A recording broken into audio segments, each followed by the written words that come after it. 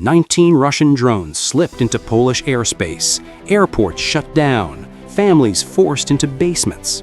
In Romania, F-16 jets scrambled to intercept another.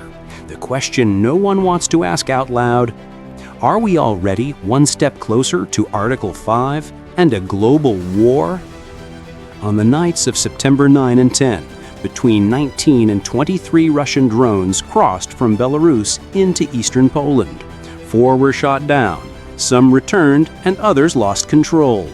One drone struck a residential area while families were watching the evening news. The fallout was immediate.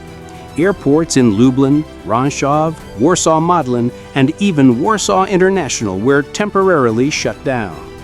Military police later discovered fragments of missiles and drone debris in the Lublin region, showing this was not just a radar glitch. Poland's skies had truly been violated. Romania reported a similar breach. A Russian Garan-2 kamikaze drone entered its airspace for nearly 50 minutes before exiting. The Romanian military scrambled F-16s and went on high alert. For Romania, this is no minor incident. As a NATO member, even one drone incursion has dangerous implications. A strike on Romanian soil could invoke Article 5, NATO's Mutual Defense Clause. An attack on one is an attack on all.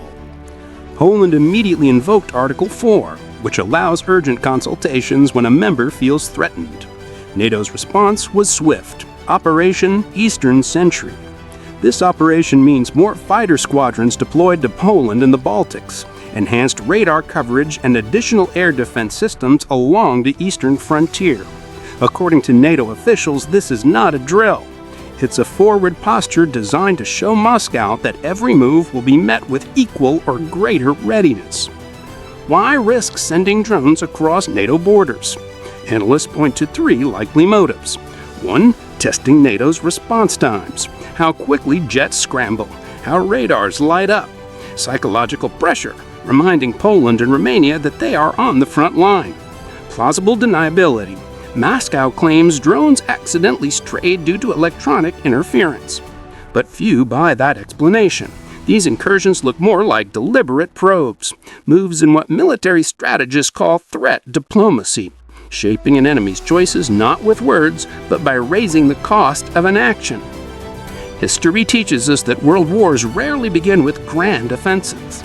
More often, it's the small incidents, a miscalculation, one wrong strike, one unintended death that trigger a cascade.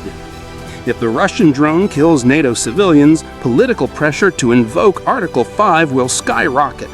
That would mean NATO, including the United States, would be obligated to respond militarily.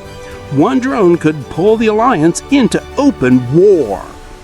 For Europe, billions in new spending on anti-drone systems, hardened borders, and more troops forward deployed. For Ukraine, both opportunity and risk.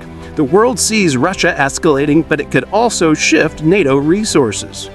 For global markets, every escalation rattles energy and food prices. Grain, gas, oil, all spike when NATO and Russia clash.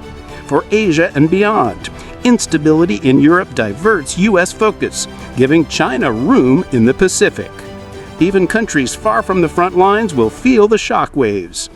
These drone incursions aren't random. They're signals that Eastern Europe is no longer at the edge of the conflict, but inside its shadow.